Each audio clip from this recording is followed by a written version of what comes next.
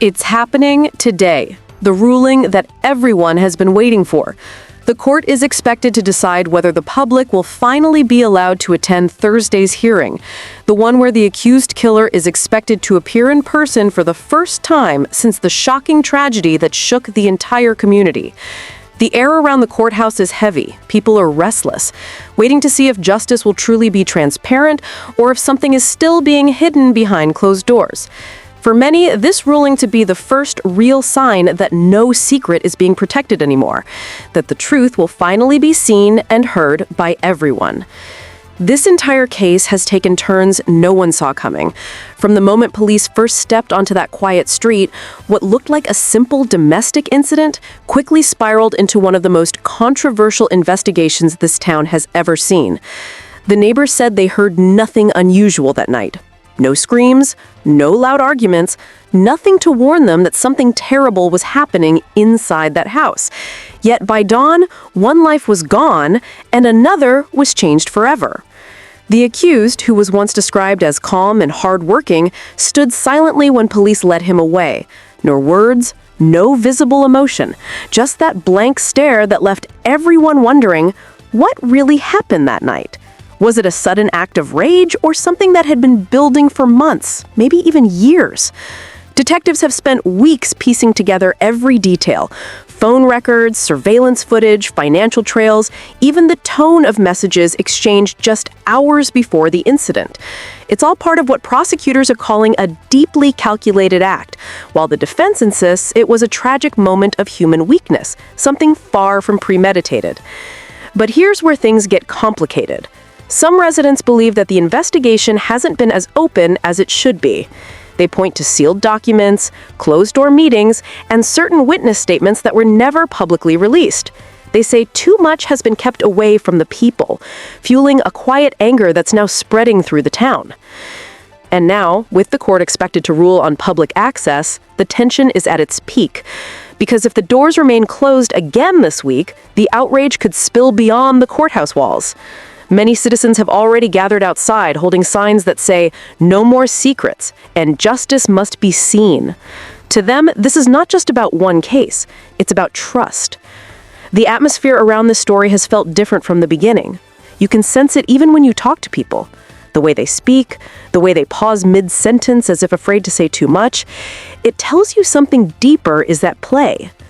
Reporters covering this case have also noticed that official statements seem carefully worded. Every line, every quote, every update feels filtered. And that's why this moment, this court ruling, has become the turning point.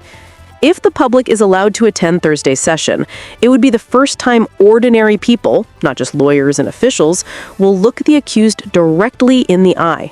They'll see his expression. They'll watch his body language. They'll feel the energy in the room for themselves.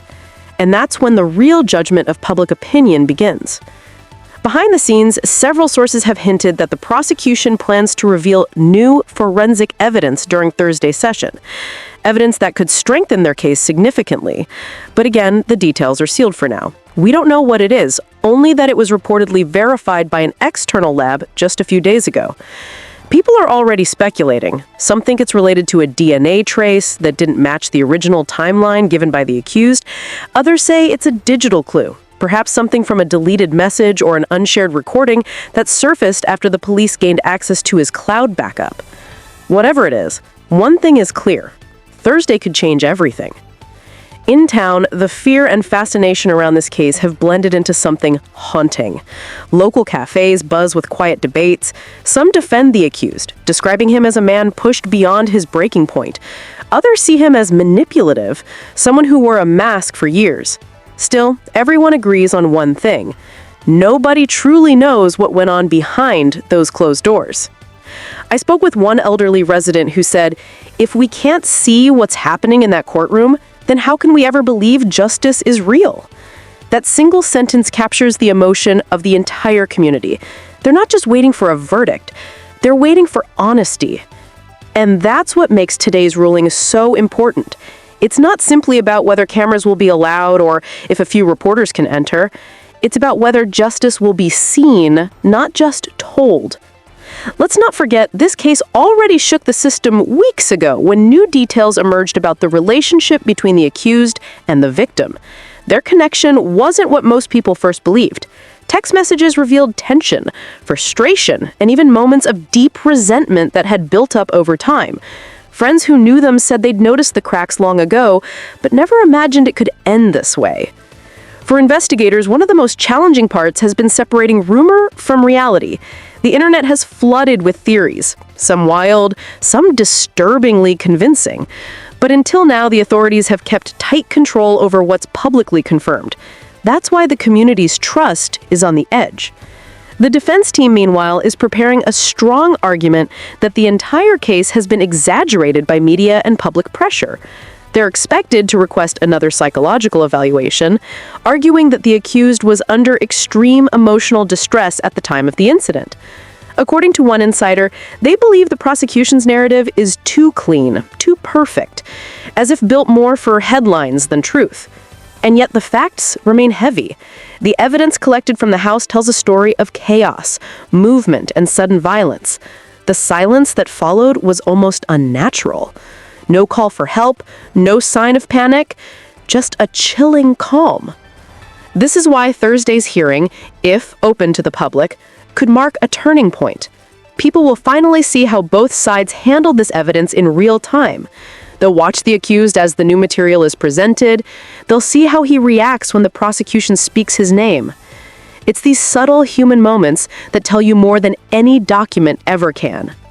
And for me, as someone following this case closely, I believe transparency is the only thing that can restore public confidence now, because truth doesn't hide in the dark forever. It fights its way out, even if it takes time. As the clock moves toward the judge's announcement, every second feels heavy. Journalists, families, and ordinary citizens are waiting outside the courthouse, staring at those doors, waiting for any sign of movement. Inside, the tension is almost visible. Soon, we'll know whether the public will get their seat in that courtroom on Thursday, and whether this long demand for openness will finally be answered. Because in the end, justice isn't just about verdicts. It's about truth being seen by everyone. As the courthouse prepares for its next session, tension lingers in the air. The quiet corridors of justice have never felt so heavy. Monday's 1 p.m. ruling is no longer just a formality. It's become the heartbeat of this case. The world now waits to see whether the judge will allow Tyler Robinson, the accused shooter in the Charlie Kirk case, to stand before the public as a man presumed innocent or as a figure bound in shackles and labeled guilty before trial. This single ruling, simple on paper, has become a test of transparency and fairness in one of the most closely watched court cases in recent memory. The whispers outside the courtroom say it all. People want to see him. They want to look into the face of the man accused of gunning down a political figure whose voice reached millions. But the doors remain closed, and every minute that passes adds another layer of speculation. What are they hiding behind those sealed files? Why the secrecy? And if there's nothing to conceal, why keep the public away? These are the questions echoing through every newsroom, every social media feed, and every late-night conversation across the country. The defense insists this isn't about hiding anything. It's about protecting the right to a fair trial. They say Tyler Robinson deserves to be seen not as a monster, but as a human being. His lawyer, Kathy Nestor, argues that the image of her client in shackles in a suicide prevention vest would plant bias in the minds of potential jurors before the first piece of evidence is even presented. On the surface, it sounds reasonable. After all, justice is supposed to be blind. But to the public, it looks like the court is drawing the blinds closed on them instead. For many watching from the outside, this case is no longer just about guilt or innocence. It's about trust. Trust in a system that says it serves the people, even when it locks the people out. As the cameras roll and the reporters wait outside those courthouse walls, every clue becomes a story, and every silence becomes a question. The hearing set for Monday at 1 p.m. isn't just another line on the legal calendar. It's a moment of truth, a chance for the judge to show whether the justice system can balance privacy with transparency.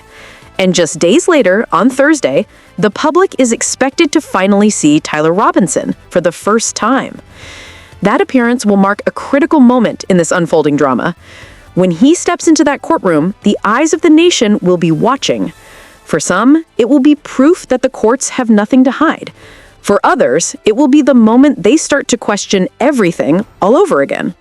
The tension between secrecy and accountability has never been sharper. The prosecution's arguments remain sealed, leaving journalists and citizens alike to piece together fragments and speculate about motives. Was it about security concerns? Was it about preserving witness statements? Or was it simply a move to control the narrative before the public could see what really happens inside those walls? These questions will not fade until the doors open and the truth is revealed in full view of everyone. In moments like this, the story is no longer just about one man on trial. It's about the institution of justice itself. How much should the people know? How much should they trust what they can't see? The mystery of this closed hearing has ignited a national debate about transparency in high-profile trials. And as the public waits for that first glimpse of Robinson on Thursday, one thing is certain: this is not just a legal battle. It's a struggle for trust, for truth, and for the belief that the system still works.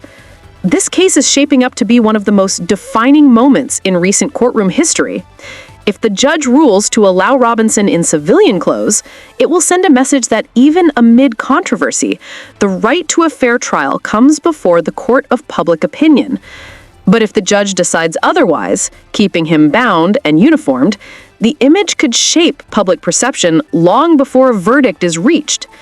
Every choice made in that courtroom ripples far beyond the walls of the building, into the headlines, into public debates, into the hearts of those following every update.